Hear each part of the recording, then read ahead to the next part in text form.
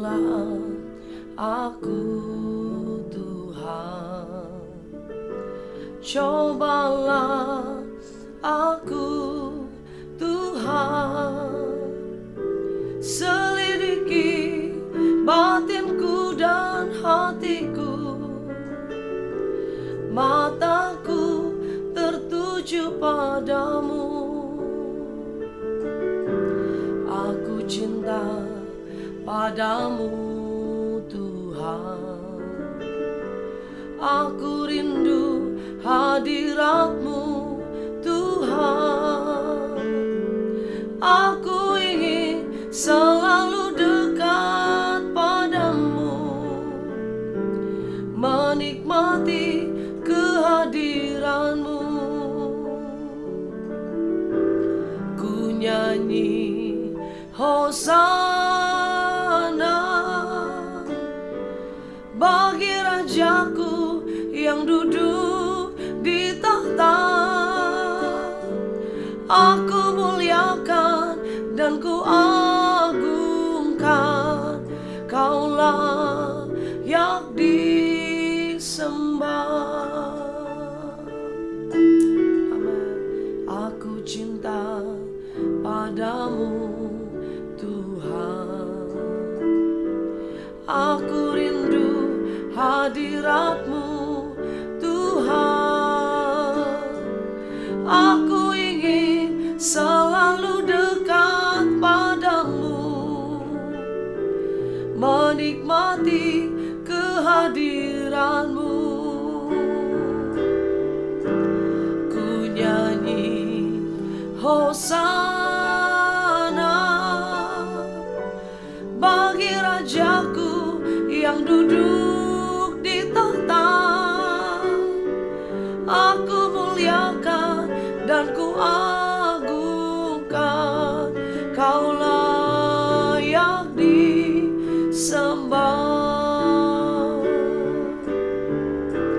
Ku nyanyi Hosana bagi Rajaku yang duduk di tahta. Aku muliakan dan ku agungkan, Kaulah yang disembah. Ku agungkan Yesus Raja yang berkuasa dan layak disembah. Kami agungkan, ku agungkan Yesus Raja yang berkuasa dan layak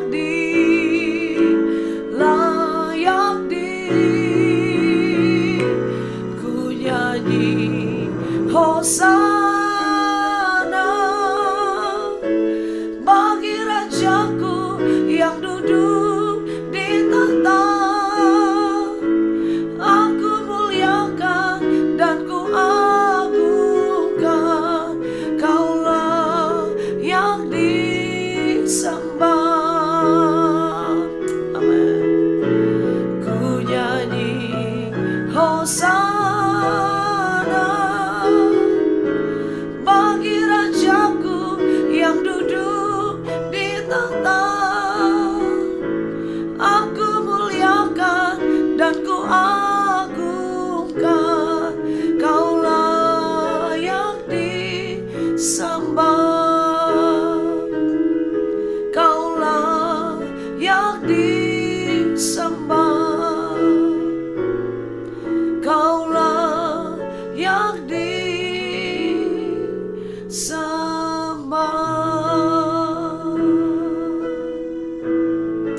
Engkau yang layak kami sembah Tuhan, Engkau yang layak terima pujian kami.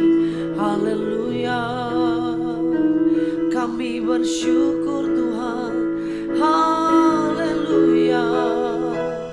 Kami nyanyi hosana bagi Raja, kami beri pujian hanya bagimu Yesus Tuhan, haleluya. Terima kasih Tuhan, terima kasih. Kami agungkan, kami tinggikan Engkau Raja kami, sebab hanya Engkau yang layak terima pengagungan Tuhan. Terima kasih kembali pagi hari ini kami ada dalam Morning Devotion. Kami merenungkan firman Tuhan di pagi hari. Maka sepanjang hari ini kami akan lihat penyertaan Tuhan, anugerah, berkat, kasih setia Tuhan yang selalu melimpah dalam hidup kami. Kami buka hati kami Bapa. Kami terima firman-Mu Tuhan, dan biar firman itu menjadi benih yang baik, dan kami boleh menjadi tanah yang subur. Hati kami taburkan firman Tuhan. Firman itu berakar, bertumbuh, berbuah untuk hormat kemuliaan nama Tuhan. Di dalam nama Yesus kami berdoa. Haleluya, haleluya, haleluya. Amin, haleluya, amin. Puji Tuhan. Shalom saudara dikasih Tuhan. Selamat pagi. Selamat kita ada kembali dalam Morning Devotion, merenungkan firman Tuhan di pagi hari. Maka sepanjang hari ini kita akan melihat berkat-berkat Tuhan dicurahkan dalam hidup kita. Haleluya. Kejadian pasal 41, Kejadian 41 ayat yang ke-51. Kejadian 41 ini masih dalam kisah Yusuf, saudara. Kejadian 41 ayat 51 berkata, Yusuf memberi nama Manasye kepada anak sulungnya itu, sebab katanya, Allah telah membuat aku lupa sama sekali kepada kesukaranku dan kepada rumah bapakku. Dan kepada anaknya yang kedua diberinya nama Efraim, sebab katanya, Allah membuat aku mendapat anak dalam negeri kesengsaraanku. Kita sudah belajar bagaimana kisah Yusuf di beberapa minggu yang lalu, atau mungkin minggu yang lalu, saudara. Bagaimana Yusuf mengalami masalah, dia dibuang oleh saudara-saudaranya, dia dijual ke Mesir dan menjadi budak di rumah Potifar. Dan apa yang terjadi di rumah Potifar, kelihatannya hidupnya lebih baik, tetapi Tuhan izinkan dia juga mengalami fitnah, saudara yang dikasih Tuhan. Dan setelah itu tidak sampai di situ. Waktu dia difitnah, dia masuk dalam penjara. Dia harus menjalani hari-harinya sebagai seorang tahanan, sebagai seorang narapidana. Tidak mudah hidupnya, tidak mudah yang dia lalui bertahun-tahun. Mungkin kalau saudara atau saya seperti Yusuf mengalami apa yang Yusuf alami, rasanya sulit untuk kita bisa melupakan, untuk kita bisa mengubur apa yang sudah kita lewati. Kayaknya terlalu pahit yang kita lewati, sehingga hari-hari kita mungkin penuh dengan penyesalan, mungkin penuh dengan kecewa, mungkin penuh dengan kepahitan atau dendam kepada orang lain atau kepada Yusuf, kepada saudara-saudaranya. Dan apa yang terjadi bahwa selama dia ada di Mesir, Tuhan angkat, saudara. Betul dia ada dalam penjara, betul dia alami masalah demi masalah, tetapi Tuhan selalu menyertainya. Ingat, selama Tuhan menyertai hidup kita, masalah sebesar apapun akan mampu kita lewati bersama dengan Tuhan. Yang percaya katakan amin. Nah, akhirnya setelah Yusuf di dalam penjara, dia bertemu dengan juru minum dan juru roti. Yusuf mengartikan mimpi kedua orang ini. Yang satu diangkat oleh Firaun, yang satu digantung oleh Firaun. Dan yang diangkat oleh Firaun mimpinya betul tepat, tetapi dia melupakan Yusuf. Setelah 2 tahun berlalu, firman Tuhan katakan dia teringat sama Yusuf waktu Firaun bermimpi. Ingat, saya pernah berkata, mungkin Tuhan belum jawab masalah kita hari ini, mungkin Tuhan belum selesaikan persoalan kita hari ini. Mungkin Yusuf berkata, saya sudah berbuat baik sama juru minuman itu, tetapi dia tidak mengingat saya. Terkadang Tuhan butuh menunda waktu untuk waktu yang tepat, waktu yang terbaik, cara Tuhan untuk mengangkat kita. Perlu waktu 2 tahun Yusuf menunggu jawaban Tuhan, dan akhirnya tepat. Yang bermimpi adalah Firaun, sehingga ketika Yusuf diingat oleh juru minuman, Yusuf juga langsung dipromosikan oleh Tuhan. Dan akhirnya promosi yang dia terima luar biasa. Apa yang dilakukan? Dia mengartikan mimpi Firaun, dan akhirnya dia langsung diangkat menjadi posisi yang tinggi, bahkan orang kepercayaannya Firaun. Apa yang terjadi, saudara yang kasih Tuhan? Waktu dia mengartikan mimpi Firaun, ada 7 tahun masa kelimpahan, ada 7 tahun masa kekeringan. Yusuf dipercaya untuk mengelola apa yang ada di Mesir saat itu. Dan akhirnya Yusuf berhasil melakukan yang terbaik dalam setiap apa yang Tuhan percayakan. Kalau kita baca di ayat 50 berkata, sebelum datang tahun kelaparan, ada 7 tahun kelimpahan, tahun di mana dia menuai, di mana Yusuf waktunya untuk mengumpulkan, karena Yusuf sudah diberikan hikmat oleh Tuhan melalui mimpi bahwa akan datang 7 tahun masa kelimpahan. Disitulah Yusuf harus mempergunakan waktunya. Dia harus mengumpulkan lumbung-lumbung, dia harus mengumpulkan hasil tanah dari Mesir. Dan apa yang terjadi sebelum datang tahun kelaparan itu, ada berkat Tuhan juga buat Yusuf. Orang yang disertai Tuhan selalu mengalami anugerah, selalu mengalami anugerah, selalu mengalami anugerah. Sebelum datang tahun kelaparan itu, lahirlah bagi Yusuf 2 orang anak laki-laki yang dilahirkan oleh Asnat, anak Potifera, Imam Dion. Yusuf memberi nama yang pertama Manasye. Manasye artinya melupakan. Yang kedua, Yusuf punya anak namanya Efraim. Artinya Allah membuat aku mendapat anak di negeri kesengsaraanku. Saudara dikasih Tuhan, firman Tuhan hari ini mengingatkan buat kita, apakah mungkin kita bisa melupakan? Apakah mungkin kita bisa mengampuni? Yusuf punya 1001 macam alasan, punya 1001 alasan untuk dia dendam, sakit hati, kecewa kepada saudara-saudaranya dan juga kepada Potifar dan istrinya.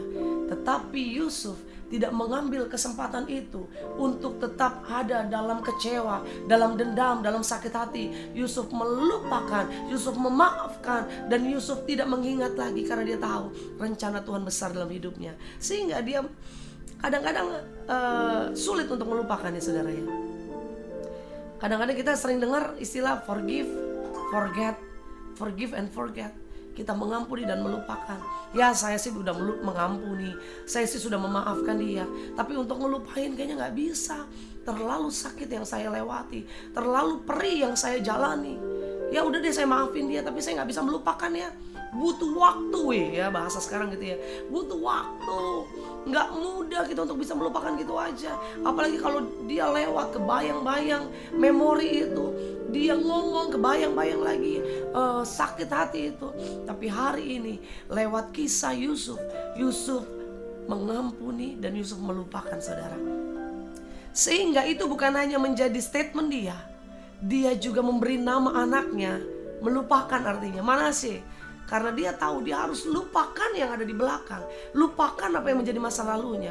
Dan dia membuat apa? Anak yang kedua diberi nama apa? Efraim, artinya Allah membuat aku mendapat anak dalam negeri kesengsaraanku. Artinya dia memutuskan untuk melupakan dan melihat kebaikan, anugerah, berkat Tuhan. Sekalipun di tanah yang penuh dengan kesengsaraan, sekalipun di Mesir dia dapat banyak masalah dan tantangan di situ. Bagaimana dia mengawali hari-hari pertamanya di sana, bagaimana dia difitnah. Tapi Tuhan, apa dikatakan? Allah membuat aku mendapat anak di negeri kesengsaraan. Dia ambil rema itu, sehingga kedua anaknya dia putuskan untuk melupakan apa yang menjadi masa lalunya. Yang kedua, dia tahu bahwa berkat Tuhan juga besar dalam hidupnya. Saudara dikasih Tuhan, arti Manasye ini melupakan, dan arti Efraim ini kalau dari bahasa Ibrani-nya 2 kali berbuah, saudara. Dan Yusuf tahu bahwa di Mesir dia berbuah, di Mesir dia menjadi berkat, di Mesir dia diberkati berlimpah-limpah. Sehingga kita tahu kisah ini lewat hidup Yusuf, lewat kepemimpinan Yusuf menjadi berkat. Bukan hanya bagi keluarganya, bukan hanya bagi papanya, bukan hanya bagi saudara-saudaranya, tapi bagi seluruh bangsa Israel dan keturunan Yakubnya. Dan dia yang memelihara bangsanya, saudara. Apa yang terjadi, saudara? Yusuf tahu bahwa yang membuat dia bisa melupakan masa lalu adalah Tuhan. Tuhan bisa membuat kita melupakan masa lalu, tetapi kuncinya juga ada di hati kita, saudara. Apa yang membuat hari ini engkau sulit melupakan masa lalu? Mungkin kalau engkau bilang, saya hidup sekarang karena dia, saya hidup sekarang karena jahatnya dia, saya nggak diberkati hari ini, saya ngalami kebangkrutan hari ini, karena dia, saya nggak bisa melupakan itu semua. Tetapi bilang sama Tuhan, Tuhan hari ini aku mau memutuskan, aku mau melupakan yang di belakangku.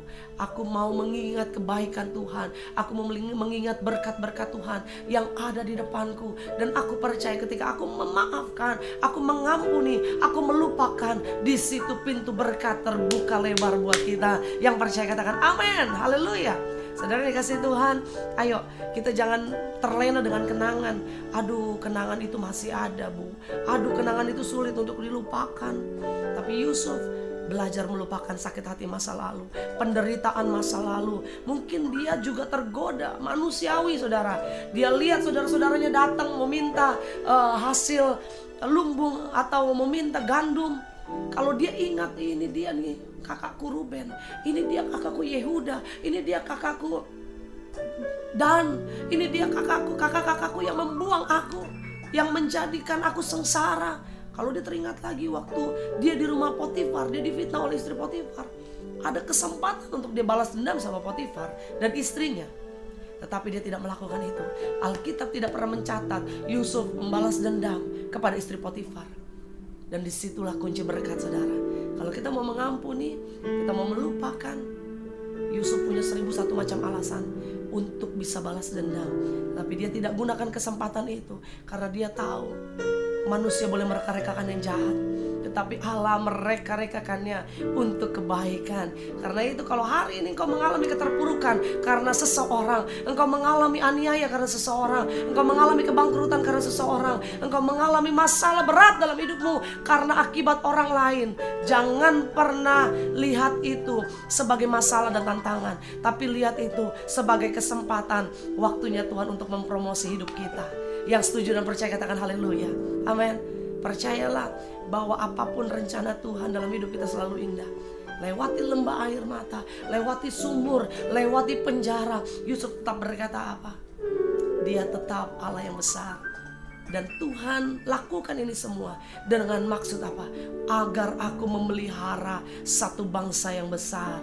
Bilang sama Tuhan hari ini saudara, Tuhan izinkan aku ada di titik ini untuk aku memelihara keluargaku, untuk aku memelihara kehidupanku, untuk aku memelihara keturunanku, dan rencana Tuhan yang besar dalam hidupku tidak akan bisa digagalkan oleh perbuatan siapapun. Amin. Percayalah, mengampuni, memaafkan, dan melupakan, di situ kunci berkat tercurah dalam kehidupan kita. Kita berdoa saudara.